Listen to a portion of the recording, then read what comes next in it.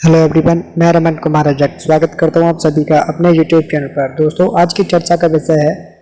आज के दिन यानी कि 24 अक्टूबर को जो पीए का एग्ज़ाम हुआ था। आज हम लोग उसके सॉल्यूशन को जानेंगे और ये जो पेपर है वो गुजरात सर्कल का है। तो सबसे पहले आज गुजरात सर्कल के पेपर को सॉल्व करते हैं। तो इसमें पहला प्रश्न पूछा गया था, in IT modernisation project IPVS refer to, यानी कि IPVS की फुल फॉर्म पूछी गई थी। तो IPVS का पूरा नाम है वो है इंडिया पोस्ट विजिबिलिटी सिस्टम, यानी कि ऑप्शन नंबर ए हो जाएगा इस प्रश्न के लिए सही आंसर। क्वेश्चन नंबर दो में पूछा गया है कि the NSP in NI category IT modernisation project the word S stand for. Basically पूछा गया है कि IT मॉडर्नाइजेशन प्रोजेक्ट के अंतर्गत NI जो प्रोजेक्ट है उसमें एक वर्ड यूज होता है NSP। तो इसमें जो एस है NSP में, इसका मीनिंग क्या है ये पूछा गया है। तो इसका मतलब होता है सर्विस, यानी कि ऑप्शन नंबर सी हो जाएगा इस प्रश्न के लिए सही आंसर। क्वेश्चन नंबर तीन में पूछा गया है कि in IT modernisation project KPI refer to, यानी कि IT मॉडर्नाइजेशन प्रोजेक्ट में जो वर्ड यूज किया जाता है KPI, इसका मतलब क्या होता है, यानी कि इसका पूरा नाम क्या होता है ये पूछा गया है। तो KPI का पूरा नाम होता है वो होता है की परफॉर्मेंस इंडिकेटर, यानी कि ऑप्शन नंबर बी हो जाएगा इस प्रश्न के लिए सही आंसर। क्वेश्चन नंबर चार में पूछा गया है the IPPB has launch the digital payment application डाक पे ऑन, यानी कि IPPB के द्वारा इंडिया पोस्ट पेमेंट्स बैंक के द्वारा डाक पे एक ऐप लॉन्च किया गया था। तो ये पूछा गया है बेसिकली कि इस डाक पे ऐप को किस दिन लॉन्च किया गया था। तो ये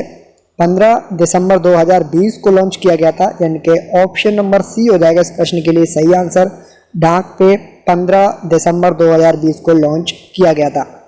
क्वेश्चन नंबर पाँच में पूछा गया है कि which among the following is not the segments of implementation of the India post IT modernisation project started in the year 2012 and 13। बेसिकली ये पूछा गया है कि जो IT मॉडर्नाइजेशन प्रोजेक्ट हैं उसके जो 8 सेगमेंट थे, इन 8 सेगमेंट में से निम्नलिखित में से जो सेगमेंट्स हैं, 4 सेगमेंट्स दिए हुए हैं, इनमें से ऐसा कौन सा सेगमेंट है जो 2012 और 13 में इसे इम्प्लीमेंट नहीं किया गया था। तो जो रूरल सिस्टम इंटीग्रेटर है, ग्रामीण सिस्टम इंटीग्रेटर है, इसके लिए 2 से 3 टेंडर बाद में निकाले गए थे, यानी कि इसे 2012-13 में लॉन्च नहीं किया गया था। तो ऑप्शन नंबर सी हो जाएगा इस प्रश्न का सही आंसर। ये अकॉर्डिंग टू मी है, क्योंकि इसका कोई ऑथेंटिक सोर्स अभी तक नहीं मिला है, लेकिन जितनी भी रिसर्च की है उसके आधार पे ऑप्शन नंबर सी इसके लिए करेक्ट आंसर है, अकॉर्डिंग टू मी है। क्वेश्चन नंबर 6 में पूछा गया कि the RICT has been renamed as, यानी कि जो RICT है उसका नाम बदला गया था और उसका नाम था क्या था, दर्पण। बेसिकली पूछा यह गया है कि जो दर्पण है DARPAN, दर्पण की पूरा नाम क्या है, इसकी फुल फॉर्म क्या है, बेसिकली ये पूछा गया है। तो दर्पण का जो पूरा नाम है वो है digital advancement of rural post office for a new India, यानी कि ऑप्शन नंबर सी होगा इस प्रश्न का सही answer. Digital advancement of rural post office for a new India, option number C हो जाएगा इस प्रश्न के लिए सही आंसर। क्वेश्चन नंबर 7 में पूछा गया कि which among the following is the vision of the Darpan project of India Post. Basically ये पूछा गया है कि जो दर्पण प्रोजेक्ट है इंडिया पोस्ट का, उसका विजन क्या है, यानी कि उसका उद्देश्य क्या है, ये पूछा गया है। तो दर्पण प्रोजेक्ट के माध्यम से जो थर्ड पार्टी एप्लीकेशंस हैं, यानी कि provide third party applications a platform for rural reach, यानी कि जो ग्रामीण पहुंच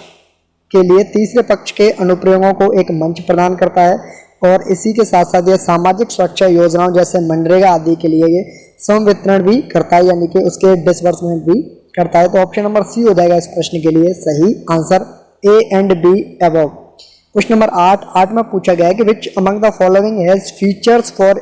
डिजिटल पेमेंट एप्लीकेशन डाक पे। बेसिकली पूछा गया है कि जो डाक पे इंडिया पोस्ट पेमेंट्स बैंक के द्वारा लॉन्च किया गया था, तो इस एप्लीकेशन के द्वारा कौन कौन से काम किए जा सकते हैं ये पूछा गया है। तो इसके माध्यम से unified payment interface, domestic money transfer और वर्चुअल डेबिट कार्ड जैसी सुविधाओं का लाभ इसके माध्यम से मिलता है। तो ऑप्शन नंबर डी हो जाएगा इस प्रश्न का सही answer, all of the above. Question number 9 में पूछा गया है कि which among the following is correct in context of नन्यता MIS, यानी कि जो नन्यता है, जो ऐप था नन्यता, ये पूछा गया है कि नन्यता ऐप के संदर्भ में कौन सा स्टेटमेंट सही है। तो नन्यता ऐप के माध्यम से एक्चुअली लेटर बॉक्स थे उनको इलेक्ट्रॉनिक क्लियरेंस की जाती थी, यानी कि जब लेटर बॉक्स को क्लियर किया जाता है तो नन्यता ऐप के माध्यम से उनको खोलते हैं, उसको ऑनलाइन खोला जाता है। तो उसमें नंबर ऑफ जितने भी लेटर्स उसमें से निकलते लेटर बॉक्स में से ये उसमें अपडेट करना होता है कि इस लेटर बॉक्स में कितने आर्टिकल्स निकले हैं, 2, 3 या इससे ज़्यादा जितने भी आर्टिकल्स निकलते हैं, यानी कि नंबर ऑफ लेटर्स इससे पता चलता है नन्यता ऐप से। और नन्यता ऐप को जिस दिन खोलते हैं उस समय का जिस समय खोलते हैं वो समय प्लस जिस तारीख को खोलते हैं, यानी कि जिस डेट को खोलते हैं वो तारीख प्लस जो एम्प्लॉइज़ को खोलता है उसकी एम्प्लॉई आईडी के माध्यम से ये सारी चीज़ें अपडेट की जाती हैं, यानी कि provides number of letters cleared, provides date and time of clearance, provide facility ID of the office. ये सारी जो फैसिलिटीज़ कहें कि नन्यता ऐप के माध्यम से ये सारी सुविधाएं दी जा रही हैं, यानी कि ऑफिस की जो फैसिलिटी आईडी होती है SOHO की वो भी इसके माध्यम से प्रोवाइड करवाई जाती है, यानी कि ऑल ऑफ दी अबव, यानी कि ऑप्शन नंबर डी हो जाएगा इस प्रश्न के लिए सही आंसर। क्वेश्चन नंबर 10 में पूछा गया है कि in IT modernisation project CEPT CEPT refer to. Basically पूछा गया है कि IT मॉडर्नाइजेशन प्रोजेक्ट के अंतर्गत एक वर्ड यूज किया जाता है सेप्ट, तो सेप्ट का पूरा नाम क्या है ये पूछा गया है। तो सेप्ट का पूरा नाम या फुल फॉर्म होता है centre for excellence in postal technology, यानी कि ऑप्शन नंबर सी हो जाएगा इस प्रश्न के लिए सही आंसर। क्वेश्चन नंबर 11 में पूछा गया है what amount to be collected from the depositor for providing service of placing of account certificate पर रजिस्ट्रेशन। बेसिकली ये पूछा गया कि प्लेस फी एक अकाउंट पर कितनी लगती है ये पूछा गया है। तो प्लेस फी लगती है 100 रुपये प्लस 100 रुपये पर 18% GST चार्ज किया जाता है, यानी कि ऑप्शन नंबर बी होगा इस प्रश्न के लिए सही आंसर। क्वेश्चन नंबर 12 में पूछा गया है कि जो premature closure which form is being used for premature closure of account, यानी कि अगर किसी अकाउंट को प्री मैच्योर क्लोज करना है तो उसके लिए कौन सा फॉर्म भर के देना होता है ये पूछा गया है। तो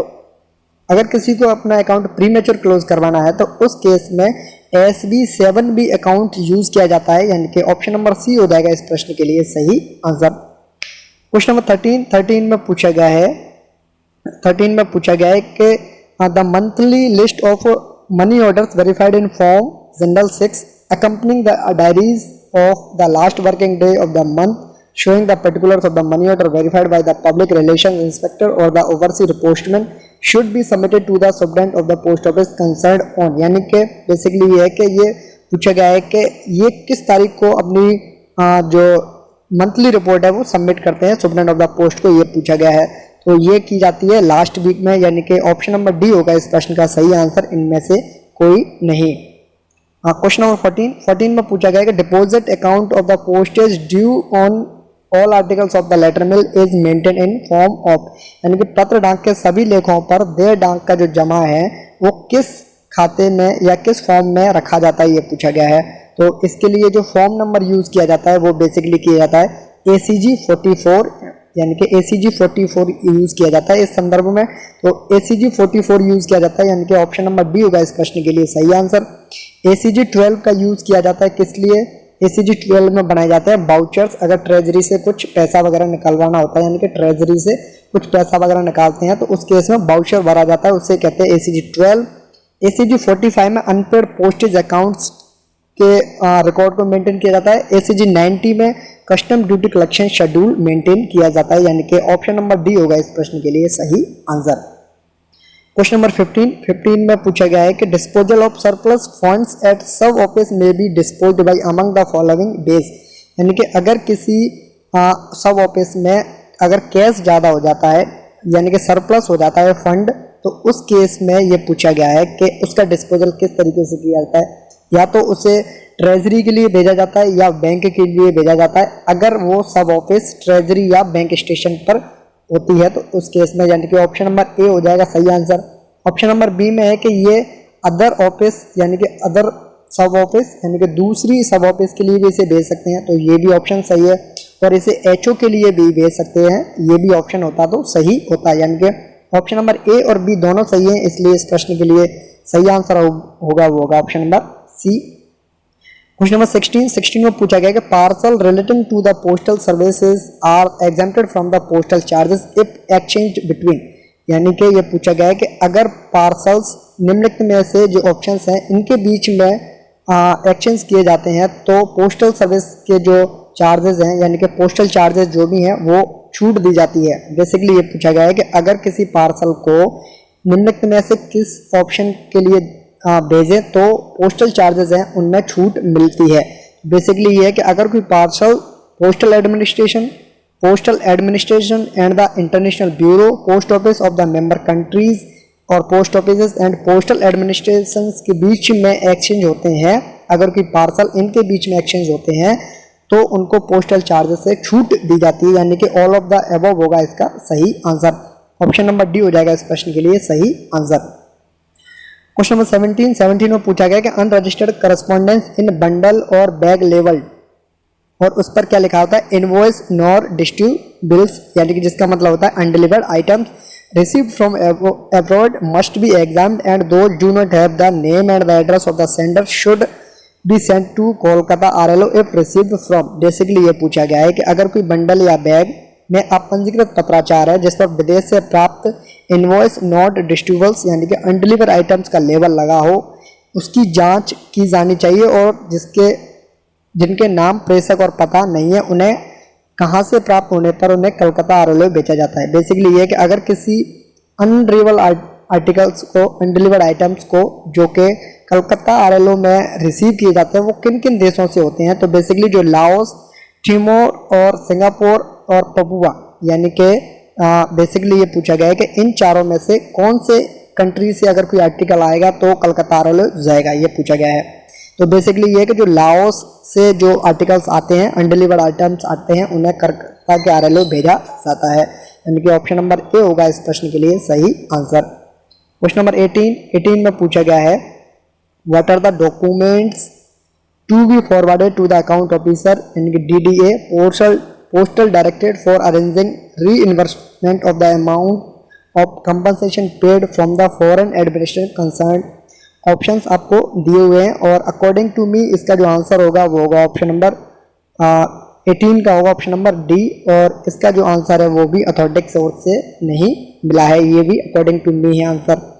और नेक्स्ट क्वेश्चन नंबर 19 में है विच अमंगस्ट द फॉलोइंग रिकॉर्ड में be destroyed without the special permission of the head of the circle. Basically ये है कि निम्नलिखित में से ऐसा कौन सा रिकॉर्ड है जिसे हेड ऑफ द सर्कल की स्पेशल परमिशन के बिना डिस्ट्रॉयड यानी कि नष्ट नहीं किया जा सकता है, ये पूछा गया है। तो बेसिकली जो ऑर्डर बुक होती है रिकॉर्ड ऑफिस की उसके लिए एक स्पेशल परमिशन मिलती है हेड ऑफ द सर्कल से, तभी उसे डिस्ट्रॉयड किया जा सकता है, अन्यथा उसे डिस्ट्रॉयड नहीं कर सकते, यानी कि ऑप्शन नंबर बी हो जाएगा इस प्रश्न के लिए सही आंसर।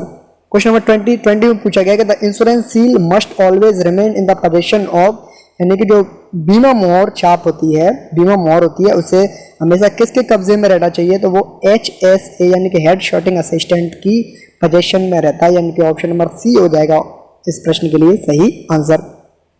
21 क्वेश्चन नंबर 21 में पूछा गया कि who can open KVP account. KVP account को कौन खोल सकता है, तो KVP अकाउंट को एक सिंगल व्यक्ति खोल सकता है, जॉइंट अगर अकाउंट खुलवाना है तो 3 वयस्क व्यक्ति मिलकर खुलवा सकते हैं, कोई गार्जियन खुलवा सकता है माइनर के ब्याह पर, या कोई अनसाउंड माइंड का व्यक्ति है तो उसके ब्याह पर भी खोल सकते हैं, अगर कोई माइनर 10 साल से बड़ा भी हो गया है तो वो अपने खुद के नाम पर भी KVP अकाउंट खोलवा सकते हैं, यानी कि ऑप्शन नंबर डी होगा इस प्रश्न के लिए सही answer. All of the above statements are correct.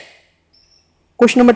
22 में पूछा गया कि which among the following locations RBI is managing ECS facility. ECS facility RBI के द्वारा इसको मैनेज किया जाता है, तो ये पूछा गया निम्नलिखित में से किस जगह पर ECS फैसिलिटी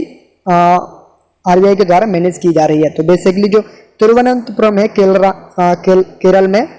जो केरल में तिरुवनंतपुरम जो जगह है वहाँ पर ECS की जो फैसिलिटीज़ है निम्नलिखित ऑप्शंस में से वहाँ पर मैनेज की जा रही है, यानी कि ऑप्शन नंबर सी हो जाएगा इस प्रश्न का सही आंसर। गुजरात सर्कल का पेपर था इसलिए बड़ोदरा की जगह इसका जो सही आंसर होगा वो होगा अहमदाबाद में। अगर अहमदाबाद दिया हुआ था तो ECS फैसिलिटी अहमदाबाद में भी स्थित है, और राजस्थान की बात करें तो ये जयपुर में स्थित है, तो ऑप्शन नंबर सी होगा फिलहाल के लिए सही आंसर। क्वेश्चन नंबर 23 में पूछा गया कि 10 years RPLI policy also non age, यानी कि जो 10 वर्षीय RPLI पॉलिसी होती है उसका दूसरा नाम क्या होता है, तो उसका नाम होता है ग्राम प्रिय, यानी कि ऑप्शन नंबर ए हो जाएगा इस प्रश्न का सही आंसर।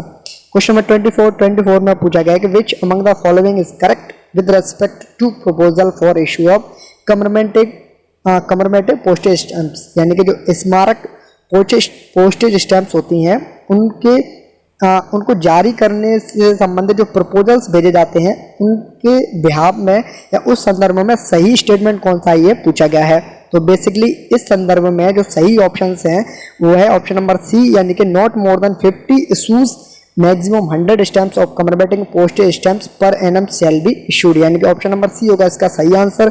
ऑप्शन नंबर डी में गलती क्या है, ये 10% होगा यहाँ पर। और ऑप्शन नंबर ए में गलती क्या है, ऑप्शन नंबर ए में ये है कि नॉन रेजिडेंट नहीं भेजते हैं, इसे रेजिडेंट ऑफ इंडिया ही जो भारतीय नागरिक होते हैं वो प्रपोज कर सकते हैं। और ऑप्शन नंबर बी में गलती है, एटलीस्ट 3 ईयर की जगह पर यहाँ पर आएगा 2 ईयर्स। तो ऑप्शन नंबर सी होगा इस प्रश्न का सही answer.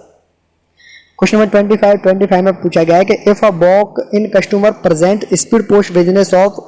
2 lakh having the same sender's address how much discount he can avail, यदि वॉक इन ग्राहक एक ही प्रेषक के पते के साथ 2 लाख रुपए का स्पीड पोस्ट व्यवसाय प्रस्तुत करता है तो उसे मैक्सिमम 10% की छूट दी जाती है, यानी कि ऑप्शन नंबर बी हो जाएगा इस प्रश्न का सही आंसर। क्वेश्चन नंबर 26 में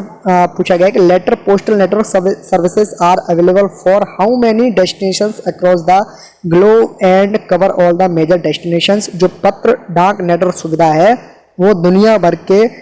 जो टोटल दुनिया भर में जितने भी देश हैं उनमें से सिर्फ और सिर्फ 213 कंट्रीज के लिए ही लेटर पोस्टल नेटवर्क सर्विस है वो प्रोवाइड करवाई जा रही है, यानी कि ऑप्शन नंबर बी हो जाएगा इस प्रश्न का सही आंसर। 213 कंट्रीज के लिए सर्विस अवेलेबल है।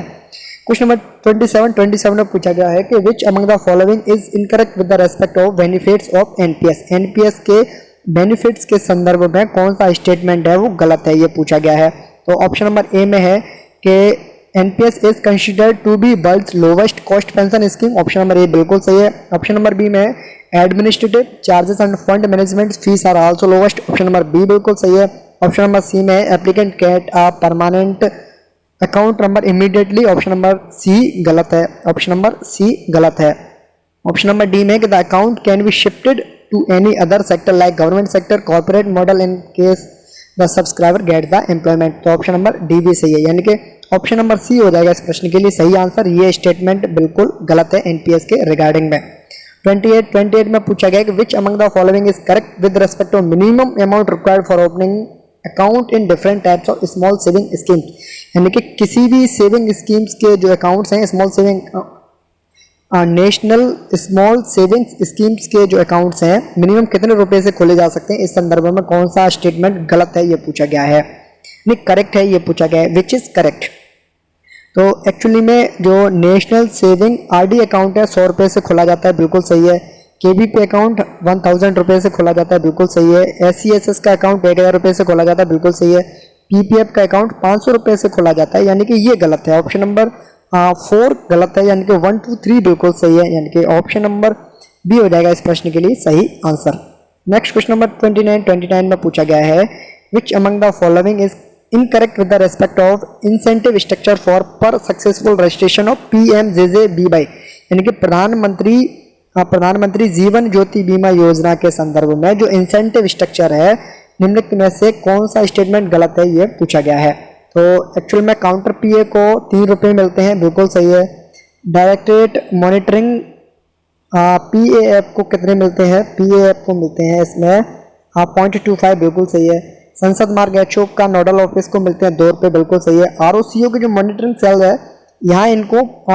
50 पैसे मिलते हैं, यानी कि 0.50 पैसे मिलते हैं, यहाँ पर दिया हुआ है उन्होंने 0.75 रुपये, यानी कि ऑप्शन नंबर डी होगा इस प्रश्न का सही आंसर, यानी कि यही ऑप्शन बिल्कुल गलत है, यहाँ पर होना चाहिए 0.50 रुपये।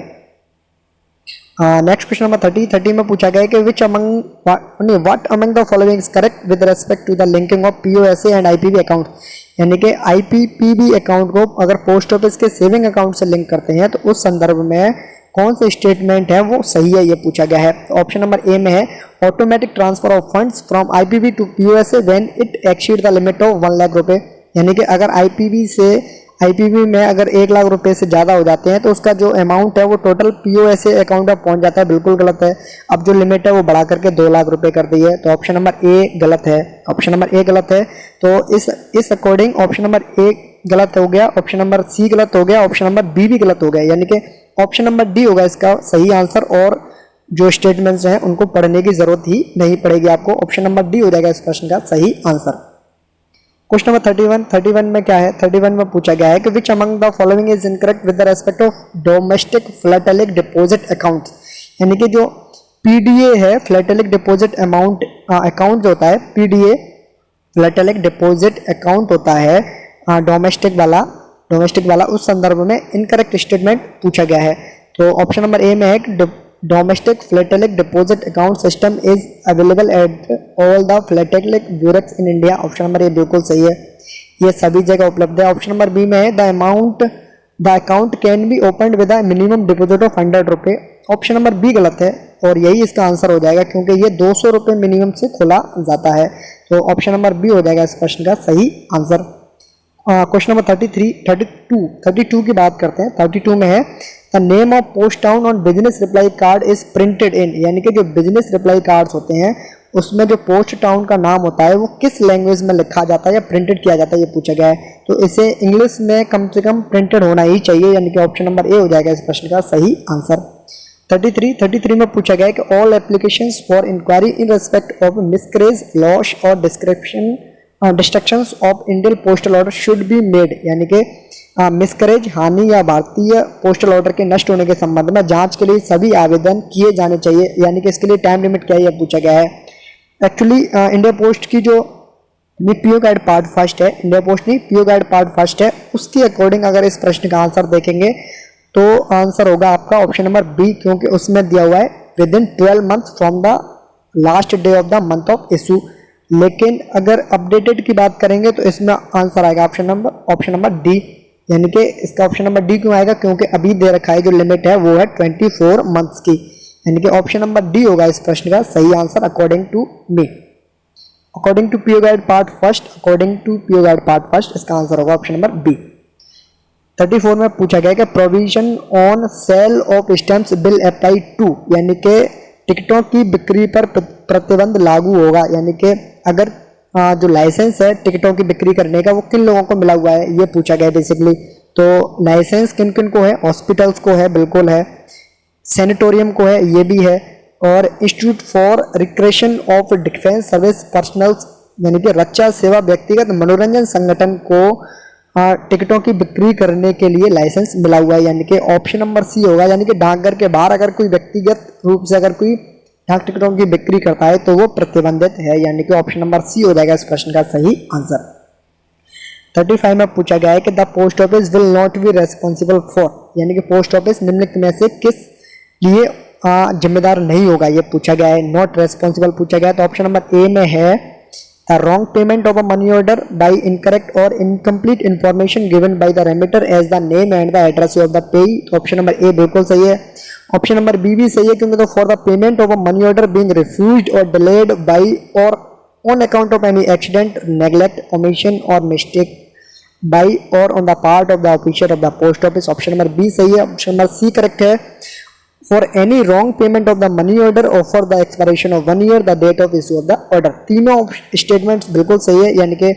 ऑप्शन नंबर डी होगा इस प्रश्न के लिए सही आंसर। क्वेश्चन नंबर 36 में पूछा गया है in any case in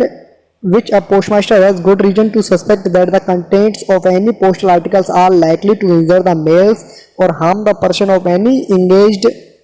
anyone engaged in the postal service, he is directed to detain the suspect article and basically ये है कि सस्पेक्टेड आर्टिकल्स को अगर पोस्ट मास्टर को पता चल जाता है तो वो किन के ऑर्डर्स के लिए वेट करते हैं, तो वो रेफर करते हैं इस केस को हेड ऑफ द सर्कल्स के लिए, वहाँ से जो ऑर्डर्स होते हैं उन्हीं के अकॉर्डिंग ये कार्य आगे किए जाते हैं, यानी कि ऑप्शन नंबर सी हो जाएगा इस प्रश्न के लिए सही आंसर। क्वेश्चन नंबर 37 में पूछा गया कि any person who desire to avail the facility of a post box should submit an application in writing to, यानी कि अगर किसी व्यक्ति को पोस्ट बॉक्स की सुविधा चाहिए तो वो निम्नलिखित में से किसके लिए लिखित में एप्लीकेशन देते हैं, तो वो लिखित में एप्लीकेशन देते हैं संबंधित पोस्ट मास्टर को, यानी कि ऑप्शन नंबर डी हो जाएगा इस प्रश्न के लिए सही आंसर। क्वेश्चन नंबर 38 में पूछा गया कि कैंप बैग के संदर्भ में निम्नलिखित में से कौन सा स्टेटमेंट सही है। विच among the following is correct for camp bag, camp bag के लिए दोनों ही स्टेटमेंट सही है, यानी कि camp bag will be booked and delivered on all days including Sundays and post office holidays, यानी कि कैंप बैग को छुट्टियों के दिनों में, पोस्ट ऑफिस की छुट्टियों के दिनों में, संडेज को यानी कि ऑल डेज में से बुक किया भी जा सकता है, डिलीवर्ड भी किया जा सकता है। कैंप बैग दो प्रकार के लेवल रखता है, यानी कि कैंप बैग में दो लेवल्स होते हैं, यानी कि ऑप्शन नंबर सी हो जाएगा इस प्रश्न के लिए सही आंसर। 39 में पूछा गया है कि the sender of the issued article is entitled to obtain an acknowledgement of its delivery signed by the addressee or his authorized agent by paying fee, यानी कि बीमित वस्तु का प्रेषक कितने शुल्क का भुगतान करके प्राप्त करता है या उससे अधिकृत एजेंट द्वारा हस्ताक्षरित इसकी डिलीवरी की एक पावती प्राप्त करने का अधिकार है। तो इसके लिए किसी भी प्रकार का चार्ज नहीं लिया जाता है, यानी कि ये फ्री ऑफ कॉस्ट कोई व्यक्ति एक्नॉलेजमेंट ले सकता है अपनी इंश्योर्ड आर्टिकल की डिलीवरी के केस में, यानी कि ऑप्शन नंबर ए हो जाएगा इस प्रश्न के लिए सही आंसर। क्वेश्चन नंबर 40 में पूछा गया है कि a post card of private manufacture of more than prescribed size and thickness was found in delivery office, the article will be, अगर कोई पोस्ट कार्ड जो कि प्राइवेट मैन्युफैक्चर किया गया है, अगर वो अपने साइज और थिकनेस के जो लिमिट्स हैं उनको क्रॉस करता है तो डिलीवरी पोस्ट ऑफिस में इससे संबंधित क्या ट्रीटमेंट किया जाएगा, तो उस आर्टिकल को या उस पोस्ट कार्ड को ट्रीटमेंट किया जाएगा लेटर की तरह, और जितना भी उसका डिफरेंस है, यानी कि difference between minimum postage payable on a letter and postage already paid was charge, यानी कि पोस्ट लेटर पर जितने चार्जेस लिए जाते हैं माइनस पोस्ट कार्ड पर उन्होंने कितना पेमेंट कर चुके हैं पोस्टेज का, इसका जो भी अंतर आएगा इसको भी लेंगे प्लस उसको लेटर की तरह ट्रीट किया जाएगा, यानी कि ऑप्शन नंबर डी हो जाएगा इस प्रश्न के लिए सही आंसर। 41 में पूछा गया कि which among the following country is subscriber to the parcel post agreement under UPU,